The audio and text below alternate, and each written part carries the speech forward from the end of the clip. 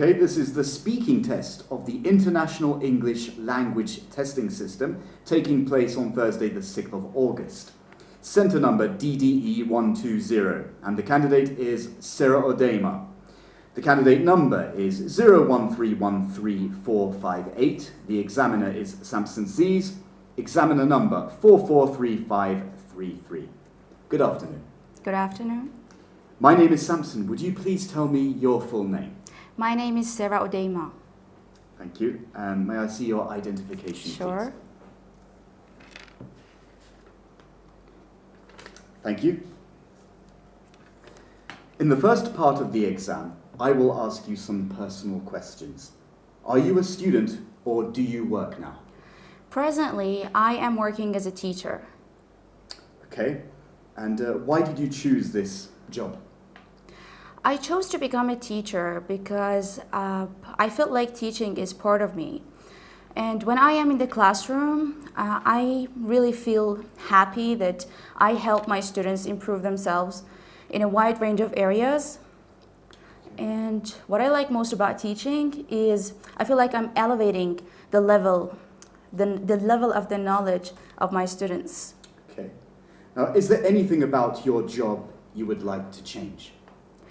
Not really. However, when I come to think of the payment, I wish I could go back in time and opt for another career because of the low payment. Sometimes it really brings me down, and it's the thing that really keeps me frustrated all the time. Right. I'd like to move on and ask you some questions about shopping. Who does most of the shopping in your household? Well, actually, it's not only one person who does the shopping for the household. I would say it's a shared responsibility, and everyone has a role to play in the household. So we always tend to go shopping together. Okay. And what type of shopping do you like and why? What I like most about shopping, when it comes to shopping, is buying presents for my friends or maybe people's birthdays or even Christmas. My favorite store is a bookstore, which is in the list of my top priority. And I believe if I buy a book for someone, it is not only considered a gift, but also I can help that person gain another piece of knowledge. So it brings me a great sense of satisfaction. Great. And is shopping a popular activity in your country? Why not? It is indeed. On Thursdays and Fridays, people pour into the streets and shopping centers.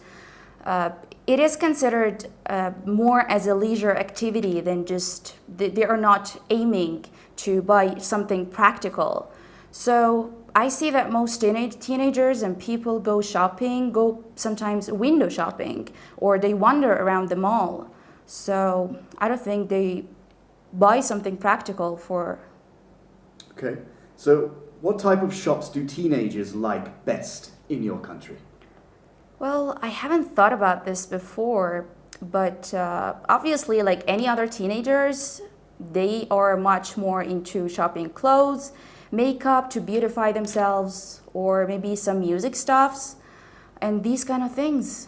Right. Okay, let's talk about films. How often do you go to the cinema?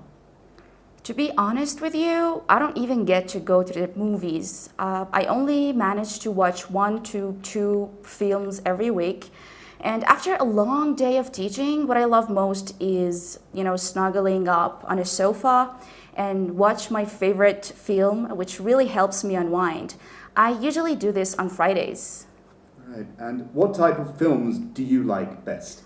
I'm very much into drama and historical movies because it can help me gain a better understanding of the historical events in the past and even about the human emotions in the past.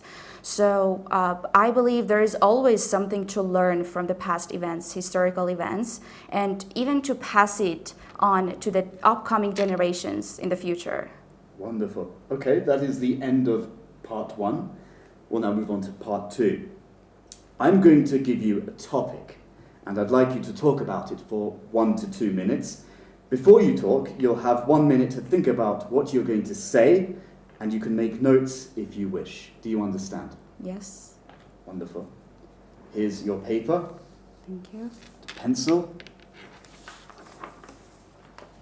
and here is your topic.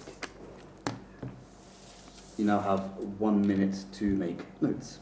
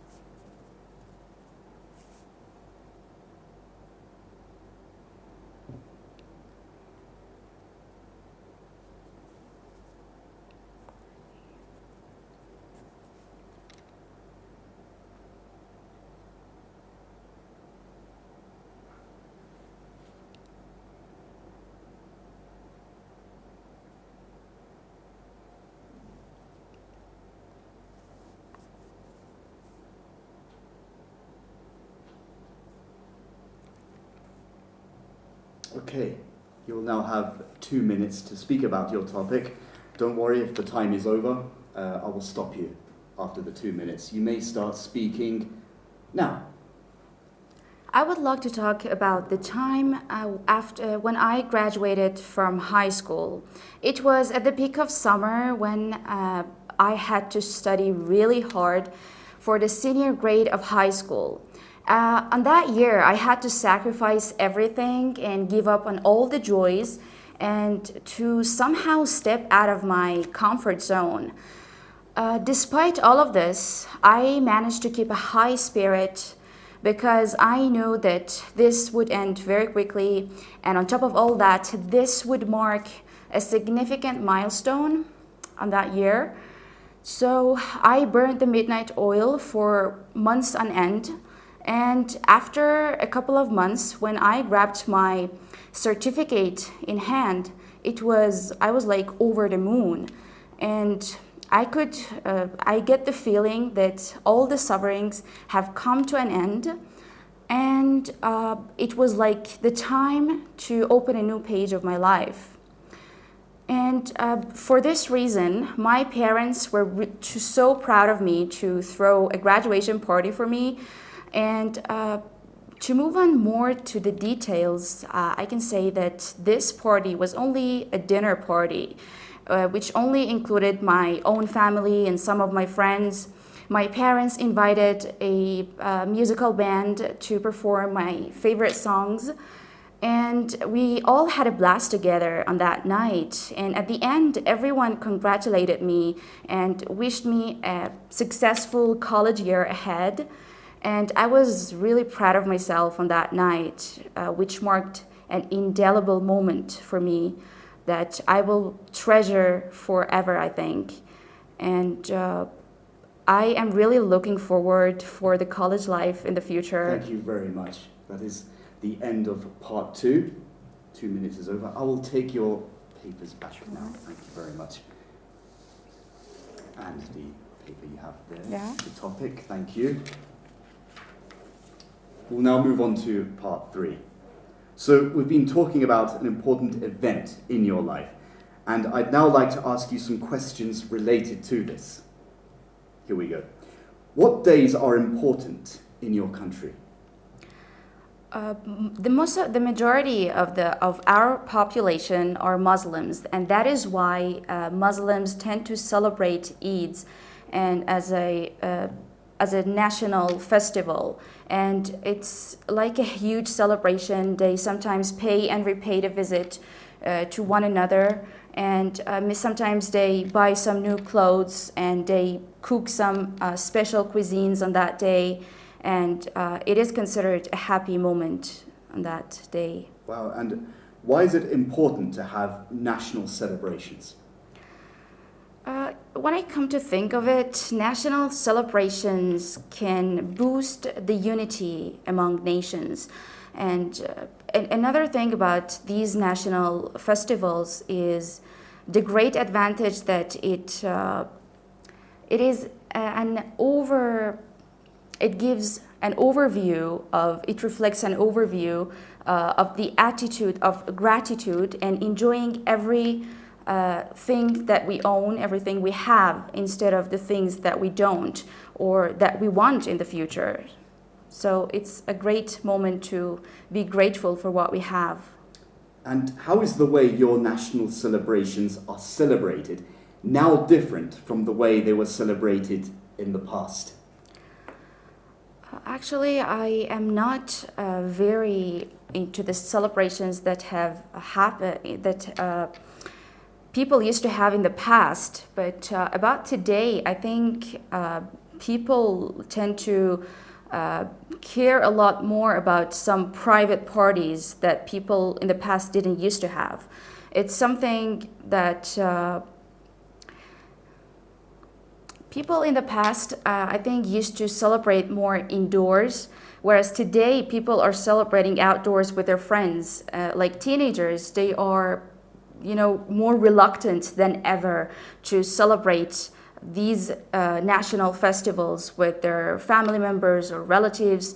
They like to have their own independent lives and enjoy themselves independently. Okay, and are there any celebrations from other countries that you celebrate in your country? Absolutely. Recently, we can easily see that people are celebrating some celebrations that are not part of their culture. Like, for example, Valentine's Day or the Halloween's Day. They are not part of our culture. And despite all of this, they are celebrating it at a large scale. Right, and what are the benefits of having events that many people around the world are celebrating on the same day?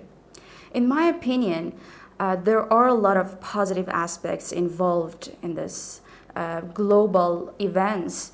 It reminds us of the fact that we are all the people around the world are humans, and we all have the same values, no matter what race, religion, entity, or no matter who we are all sharing this world together to celebrate together. And do you think any new national celebrations will come into being in the future? It's a good question. I would say yes, because we have seen so many celebrations that have been added to our daily lives through history, and the future is not an exception. We can expect any new festival to be added in the future. Okay, thank you very much. That is the end of the speaking test. Everything is spot on. Your use of grammar is very much like a native speaker. The way you use it and your vocabulary is absolutely, that is spot on too. I like the way you use it. Your use of vocabulary is very wide. It's got a great variety. And I would definitely say that you're a band 9 because you're ticking all the boxes that the examiners want in this IELTS speaking test. I mean, when you had these, you had a few pauses in between, but that's what a native speaker would do. They would pause in between and obviously move on to the rest of their story because you were thinking about your story. You were not looking for a new choice of words or any idioms which you were using naturally in some of your answers. You use them exactly where they were supposed to be used. You weren't using too much of them because we get this a lot, especially over here. We have a lot of examiners saying, the more idioms you use, the better, that's going to give you points. That's not the case at all. The examiner doesn't want to see someone talking more complicated. They want to see that you're natural. That's why we call it coherence. Coherence is your natural way of speaking, to be something close to a native speaker, being fluent. And your pronunciations are all absolutely perfect, 100% spot on. So you really don't have any trouble gaining this band 9. You are naturally a band 9, and you're speaking loudly. That obviously helps a lot. If I was going to tell you to be any better than you are now, make any improvements for this test. I would say just speak slightly slower to just to keep eye of the time or think about the time, because obviously you have 2 minutes to speak in part 2, and part 3 there are questions, but if you answer these questions too fast, then you're going to obviously limit yourself, and it's just better maybe to stick to the first 3 answers and think what you're going to say more, just elaborate on it more. That's all you have to do. I mean, I wouldn't say go after more vocabulary, I wouldn't say work on your grammar, because they're all spot on, they're all perfect, and you're very articulate, you're very completely crisp, understandable.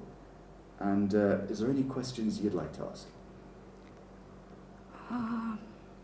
No, thank you. About the coherence and the fluency, was it fine?